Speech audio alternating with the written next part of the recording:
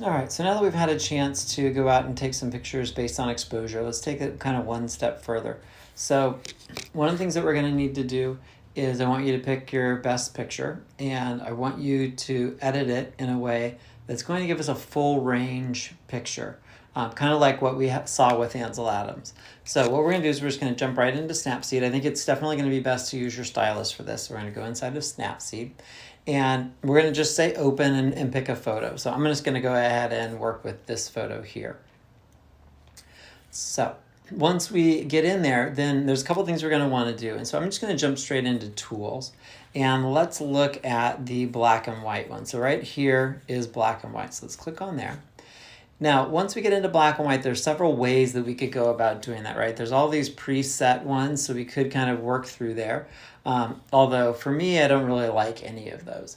Now, one of the things, so along the bottom here, we've got an X, we've got this one that looks like a little circle with some lines on it, we've got a menu option, and then right now we happen to be in like these swatches, which are like the filters, and we've got the check mark. So if we click on the second one from the far left, what it does is it gives us colored filters, and these are different than like filters the way you would think of like filters like Instagram. But what photographers used to do, especially if they were shooting black and white, is they used to actually put a colored filter gel over the front of the camera, and it filters out a specific light. So when you've got a red, it lets lots of red light in and it blocks its opposite, which is green. So you'll notice what's going to happen is if we hit red, because the red light's coming through, some of these areas, and again, we're looking at a color picture, right? So underneath there's these red values, right? There's a lot of the kind of like that warmth of orange and things like that in the rock. So if I was to click on the red, then those areas become brighter, and things like the sky become become darker. So when Ansel Adams used to shoot with the 25 red filter, he used to get these really dark skies because it's filtering out a lot of that blue, because blue is really pretty close to green. So orange filter may do something relatively similar. Yellow lightens up the sky a little bit because yellow and blue are opposites. If I went to something like blue, what should happen is the blue, because it would let more of that blue light in, the sky is actually going to become white, and this will actually become out darker. Right? So it kind of completely reverses things. So in this case, that's not the effect that we're looking for. And green is a little bit too muted. So let's go ahead and go with, I think I like the yellow. It just lightens up this sky here a little bit. It gets a little bit more contrast than having that top one. So I'm going to go with yellow. And then once we have that, then we can start to adjust some of the other elements. So if I wanted to do things like, well, right now it's saying brightness, and that's from these sliders here, right? So I've got brightness, contrast, and grain. I'm not going to add grain, so I'm just going to deal with brightness and contrast. So once I go to brightness, I can, again, just down here in the bottom, I can just drag up or down. So, I could make it darker or lighter. And I don't think I really want it very much lighter. I think the brightness is actually pretty good. And if I could just, from here, I can also just drag up or down. So if I switch to contrast, I can also adjust that contrast a little bit, bringing it, this way is going to be more contrast, this way is going to be flatter. And definitely, since we're looking for a full range picture, I'm not going to want it to be flatter, so I might add a little bit of contrast. Now, once we have that, then that's my general black and white conversion, right? But I'm not done yet, right? One of the other things that Ansel Adams did a lot of was that technique that he created, which was called burning and dodging. So I've got an option inside of here to also do some burning and dodging. So if I go to tools, there's one kind of in the middle right here. It says brushes. So if I click on brushes, there's several types, right? I've got dodge and burn, exposure, temperature, and saturation. So for right now, since we're talking about Ansel Adams, we're just going to go ahead and use the dodge and burn one. Now, it's got 5 settings. So I can go in a -5, which is going to make it darker, which would be the equivalent of burning. So a -10 is going to be a burn, which is going to darken. I feel like 10 is usually way too strong, so I'm probably going to work with the 5s. But so a -5, again, is going to be a burn. If I go erase, it can take that away, and if I go to the plus sign, that's going to be a dodge, which will lighten, which giving a plus. So I'm going to add a little bit of selective contrast. So there's a couple of areas that I'd like to be a little bit darker. So I can just come in here, and if I want to see a little bit better, I can do a pinch and zoom. So I'm just going to come in here first, zoom in a little bit so I can and if I need to drag, I can use 2 fingers and drag without painting that area. So I'm going to go ahead and darken this just a little bit in this area, maybe a little bit in these shadows over here, and just kind of bring that through here, maybe a little bit darker over on this side, over here on these cracks, and maybe add a little bit down in here, maybe along here. And again, so I'm just selectively choosing some of these areas that I'd like to be a little bit darker. There we go. And then I'm going to move over to this rock over here, do the same sort of thing. So I'm going to add some extra shadows over in here, you know, maybe along this edge over here, and so on. So that just gives it a little bit more contrast in those areas. Now, since I want to highlight that contrast between the highlights and shadows, I could also then go to the plus, which is again going to be a burn, giving additional exposure. So I could just brighten up maybe a few of these little spots in the highlights. Those rocks actually are doing pretty good. So if I come over here, I might just, just give it a little bit, just to add a little more depth, just add a little bit, especially maybe like on this front part over here.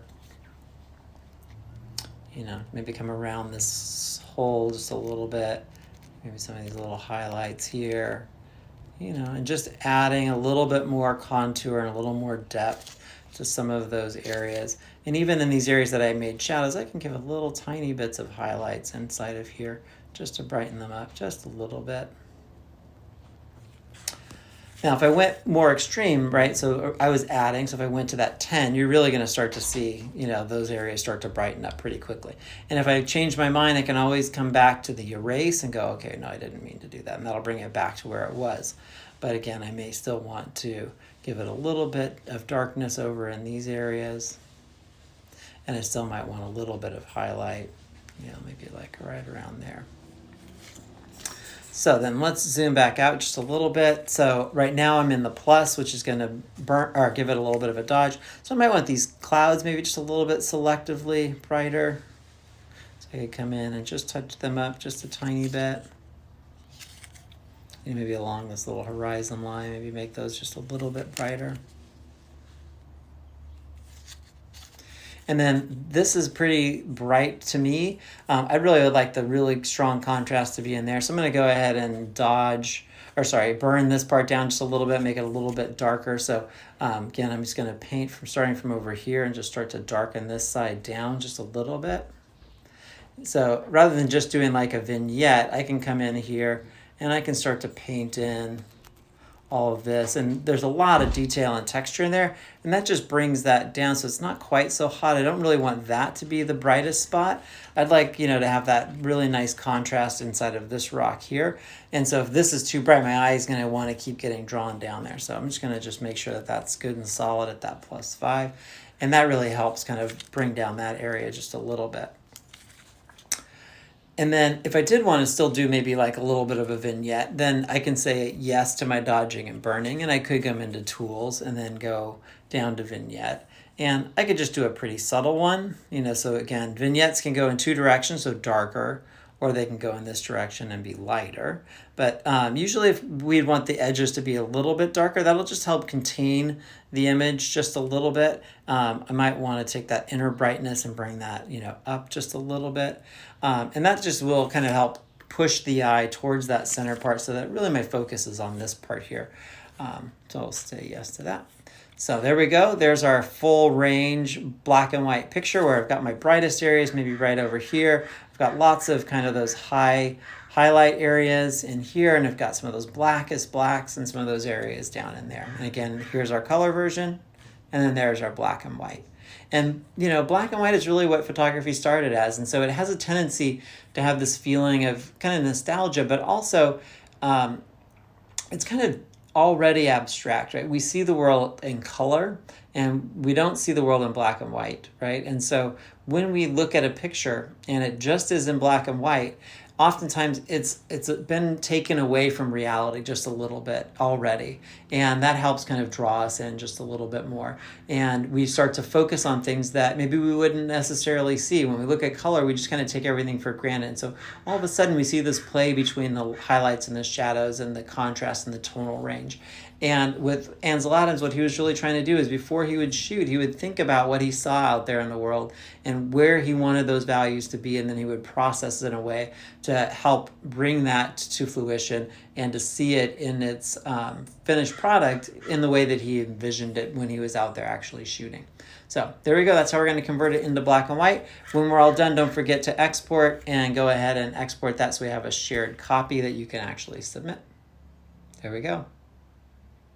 Can't wait to see what you guys make.